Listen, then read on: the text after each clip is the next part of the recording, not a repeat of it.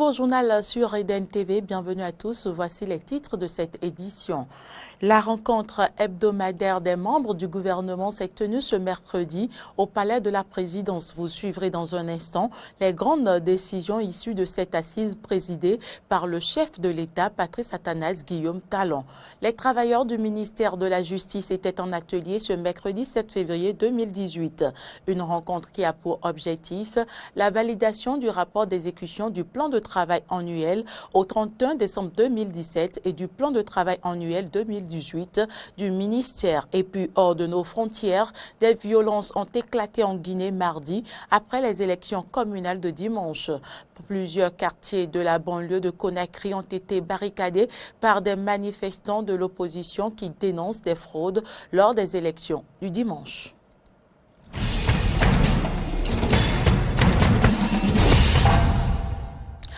Voilà pour le sommaire. Merci de votre fidélité. Le Conseil des ministres s'est tenu ce mercredi 7 février 2018 en présence effective du président de la République, Patrice Talon. Une séance au cours de laquelle plusieurs communications ont été présentées et des décisions prises. Le compte-rendu des mesures prises a été fait aux hommes des médias pendant le traditionnel point de presse d'après Conseil des ministres. Joseph Fifame Djogbenou était au micro de Loris Freddy Davor et de Fréjus Fiossi. Au titre des communications, sous cette rubrique, les dossiers suivants ont été approuvés.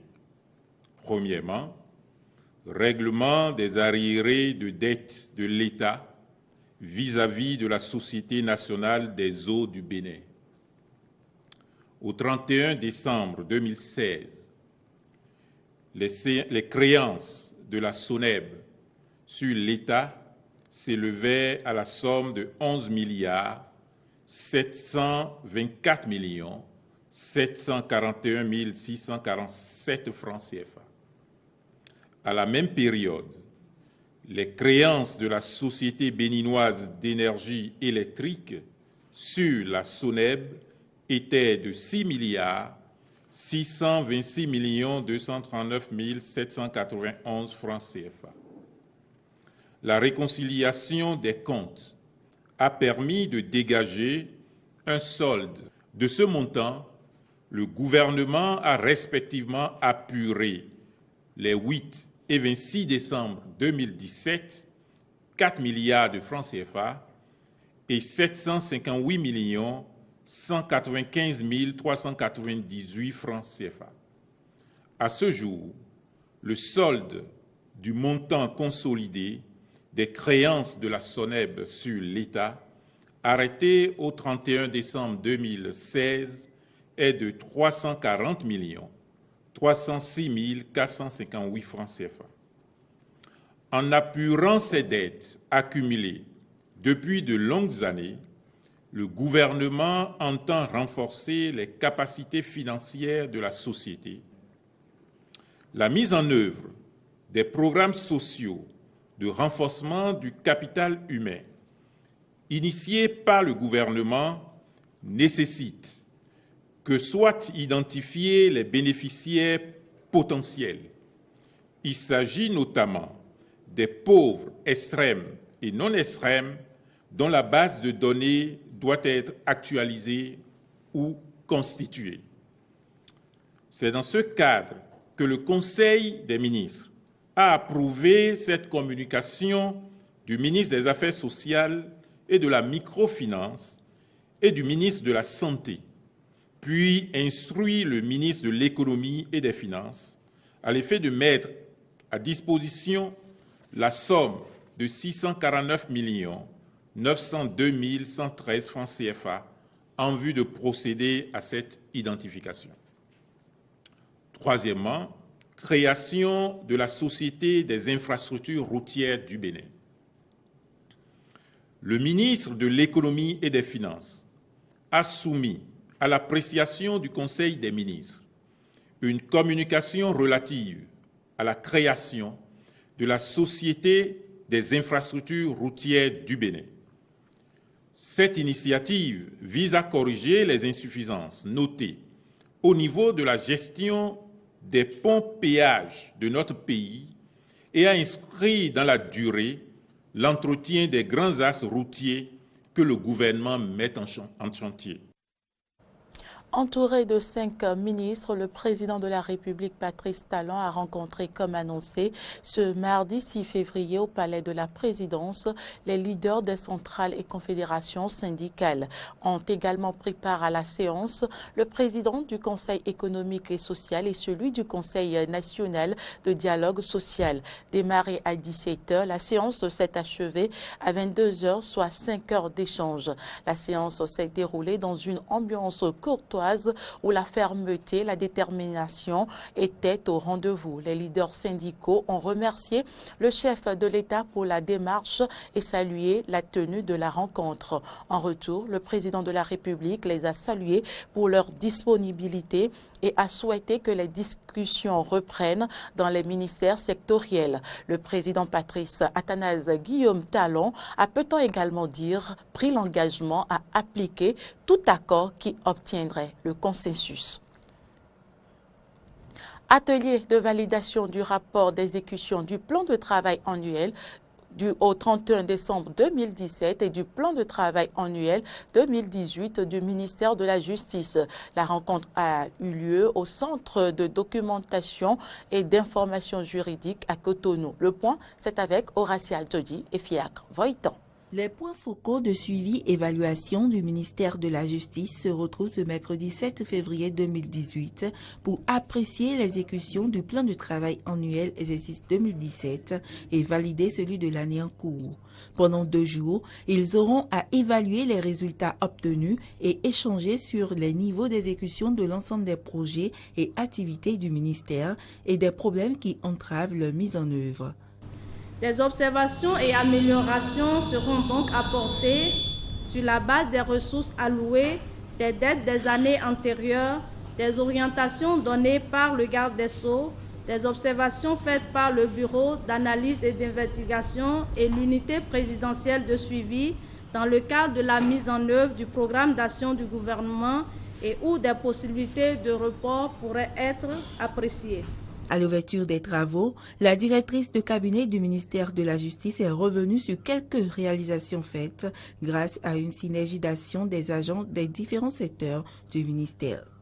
Au cours de l'année budgétaire écoulée, les taux d'exécution physique et financière de l'ensemble des programmes du ministère de la Justice et de la législation sont respectivement de 47,51% et 67,71%.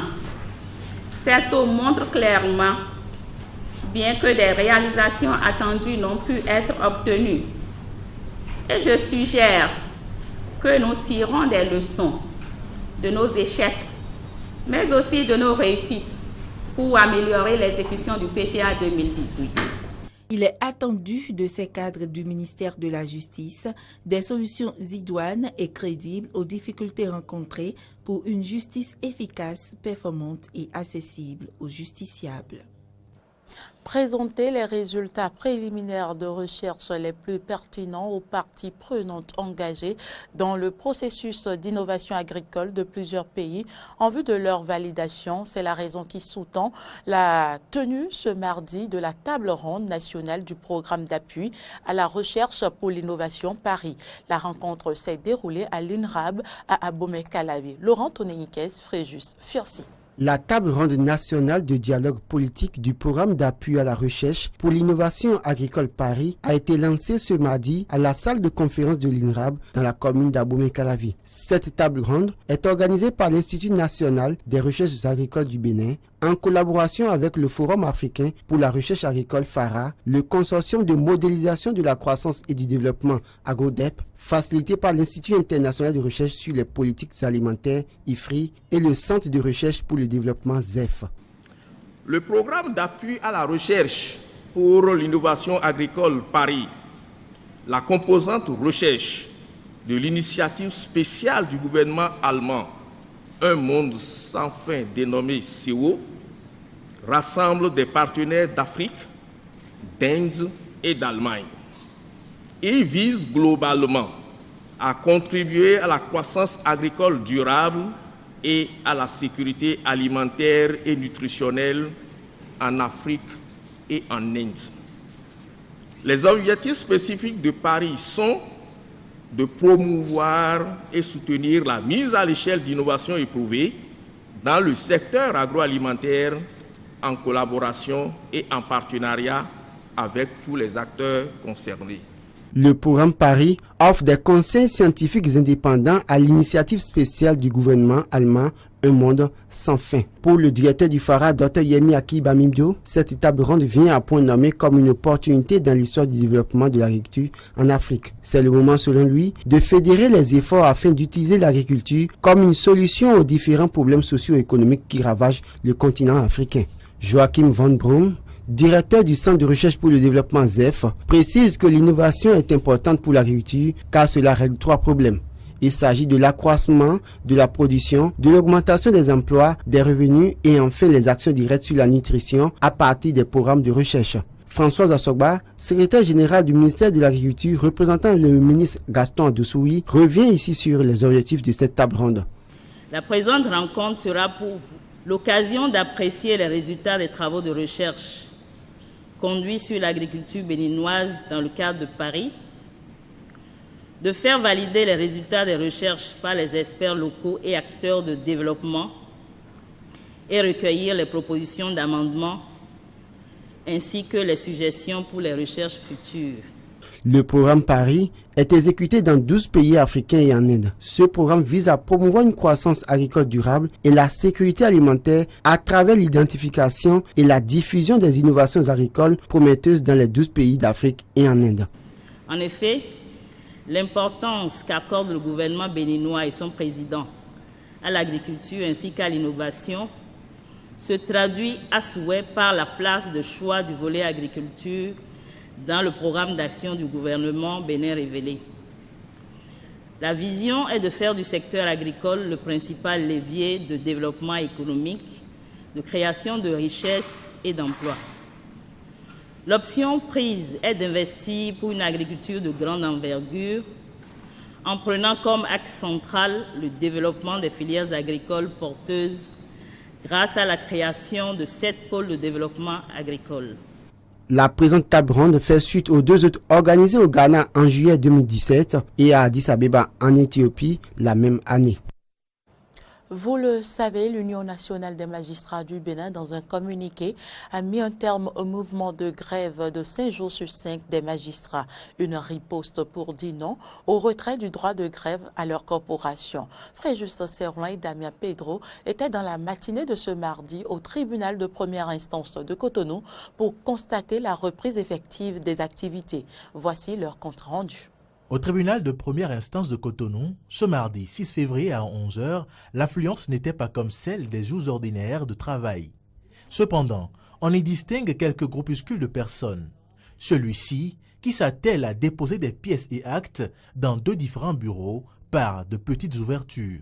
Le tribunal semble donc reprendre vie après la levée de la motion de grève de l'Union nationale des magistrats du Bénin UNAMAB, enclenchée plutôt pour protester contre le retrait du droit de grève aux magistrats et agents de justice. Moi, j'ai venu déposer une demande pour faire la légalisation. On m'a bien recevoir bien. Bon, j'ai bien déposé ça. Oui, je suis content.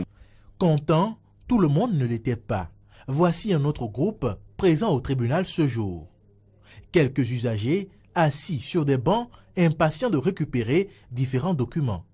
Pour eux, si la maison justice a repris du service, ce n'est pas sans quelques défaillances. Il faut dire que les services qu'offre le tribunal, je ne sais pas ce qui se passe, mais traînent un peu. Depuis plus d'1 heure de temps, je suis là. On nous dit d'attendre le truc à la signature. Tantôt, on vient nous lire des choses, mais c'est des vieilles choses. C'est pas en fait les légalisations demandées aujourd'hui par les citoyens.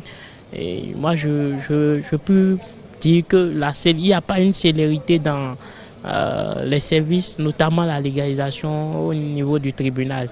Autre constat, la salle d'audience G était simplement fermée. D'autres, à l'instar de la F, ouvertes avec pour seul occupant quelques citoyens visiblement désespérés par l'attente.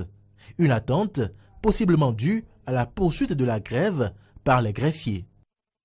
Le Bénin était représenté au sommet de l'Union africaine du 22 au 29 janvier dernier en Éthiopie. Le ministre des Affaires étrangères et de la coopération, Aurélien Agbenonchi, a fait le point de la participation du Bénin au cours d'une conférence de presse. Laurent Tonéikes et Fréjuste Fiossi. Le ministre des Affaires étrangères et de la coopération, Aurélien Agbenonchi, était ce lundi face à la presse. Objectif, faire le point de la participation du Bénin au 30e sommet de l'Union africaine qui s'est tenu du 22 au 29 janvier dernier à Addis Abeba en Éthiopie. Mais également, parler du lancement du partenariat entre le gouvernement béninois et African Park Network et National Geographic. S'agissant du sommet lui-même, le thème de cette année, comme vous le savez, c'est vaincre la corruption, une option durable pour la transformation structurelle de l'Afrique. Le thème a été lancé par le président Buhari du Nigeria. Cela ne doit pas vous surprendre. Mais les débats, les discussions sur ce thème sont prévus pour la session de juin ou de juillet. Cette année, ce sera au mois de juillet. Donc les débats, les allocutions des chefs d'État sur le thème de l'année ont lieu généralement lors de la réunion de juillet.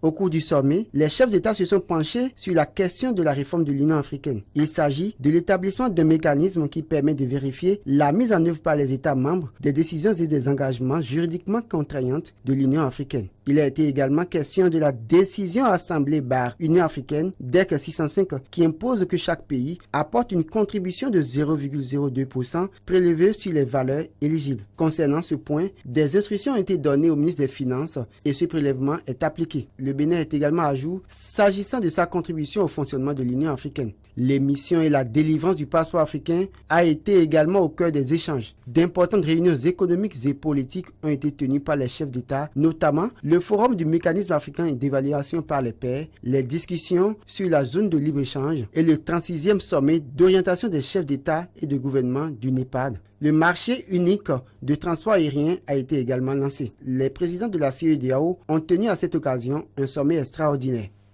Le président de la République a pris part donc à ce sommet et il y avait deux points essentiels à ce sommet extraordinaire de la CEDEAO.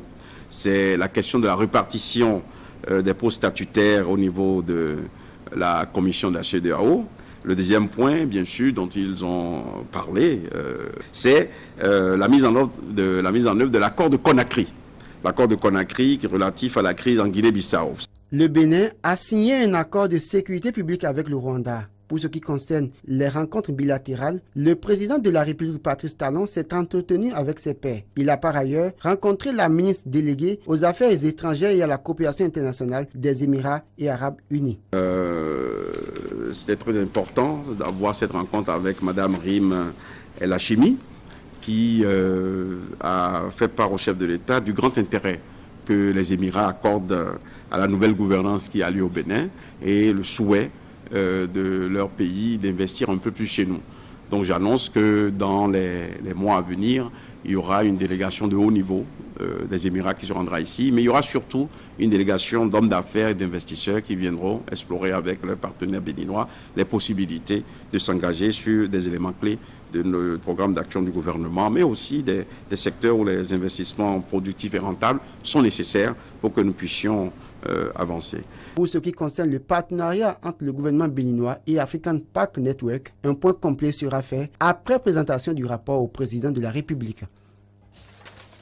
Actualité hors du Bénin, un sommet des chefs d'État du G5 Sahel, Mauritanie, Mali, Burkina Faso, Niger et Tchad s'est ouvert mardi à Niamey. Lors du sommet, les chefs d'État ont planché sur la recherche des financements complémentaires pour assurer la montée en puissance de la force conjointe qui doit être composée de 5000 soldats des 5 pays impliqués d'ici mi-2018. Selon une source proche du sommet. Écoutons Najim El Hadj Mohamed, secrétaire permanent sortant du G5 Sahel.